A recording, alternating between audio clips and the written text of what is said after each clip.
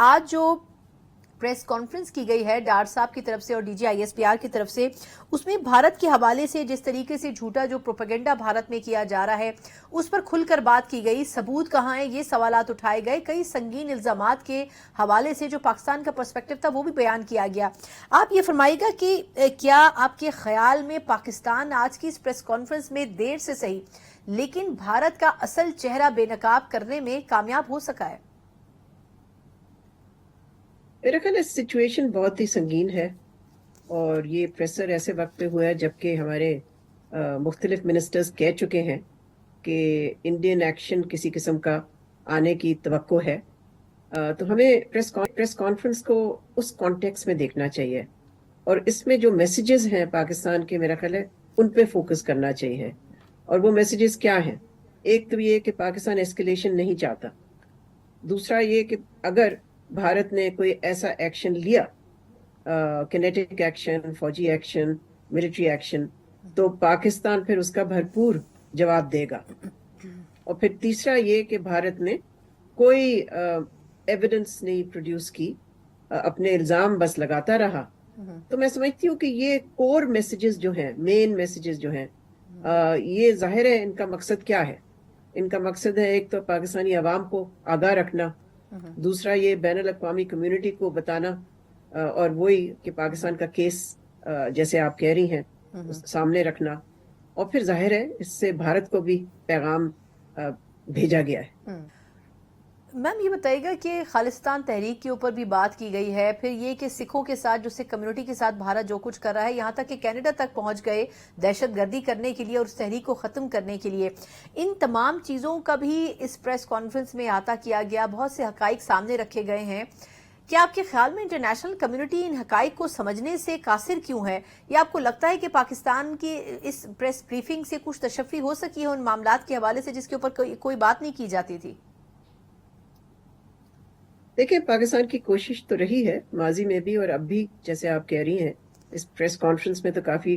تفصیل سے بیان کیا گیا سارا کچھ۔ لیکن میرا خیال ہے کہ اس وقت جو بحران ہے وہ بھارت اور پاکستان کے درمیان ہے، وہ بھارت اور سکھوں کے درمیان نہیں ہے۔ اور اس بحران کو ایڈریس کرنا میں سمجھتی ہوں، اور دیکھنا کہ بھارت کی نیکسٹ سٹیپ کیا ہوگی، اور پھر پاکستان کو اس کے لیے تیار رہنا، میرا خیال ہے اس پہ ہمیں نظر رکھنی چاہیے۔ ٹھیک ہے، آپ کیس ضرور بلڈ کیجئے، لیکن اس وقت تو ہماری جو بارڈر پہ سچویشن ہے وہ ہماری فل اٹینشن ہونی چاہیے اس پہ۔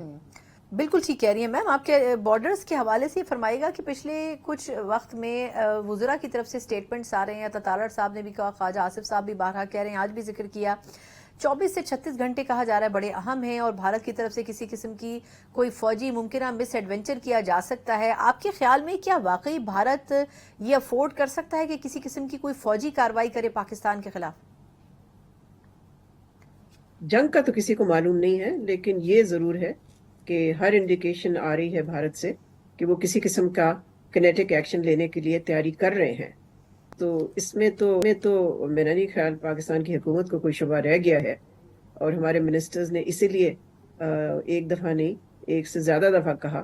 کہ لگتا یہ ہے کہ وہ کسی نہ کسی ایکشن لینے کے لیے تیار ہیں، اور وہ ایکشن لیں گے جس کے لیے پاکستان کو بھی تیاری کرنی ہے۔ پھر ہمیں یہ بھی مد نظر رکھنا چاہیے کہ پچھلے 6 دنوں سے لائن آف کنٹرول میں اسمال آرمز فائرنگ ہو رہی ہے۔ ہماری جو ورکنگ باؤنڈری ہے سیالکوٹ کے قریب، وہاں بھی رپورٹس آ رہی ہیں کہ وہ ہیٹ اپ ہو رہی ہے، اور پھر یہ بھی انڈیکیشنز ہیں کہ بھارت نے بھاری اسلحہ ڈپلوائے کیا ہے near the line of control and near the international border. تو ظاہر ہے پھر یہ ہر اس قسم کی جو قدم لیے جا رہے ہیں، تو اس سے پھر کیا نتیجہ بندہ نکالے؟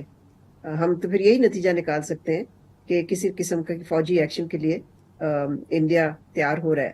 اب یا کیا وہ فوجی ایکشن ہوگا to cross the line of control, ایک انکرجن ہوگی،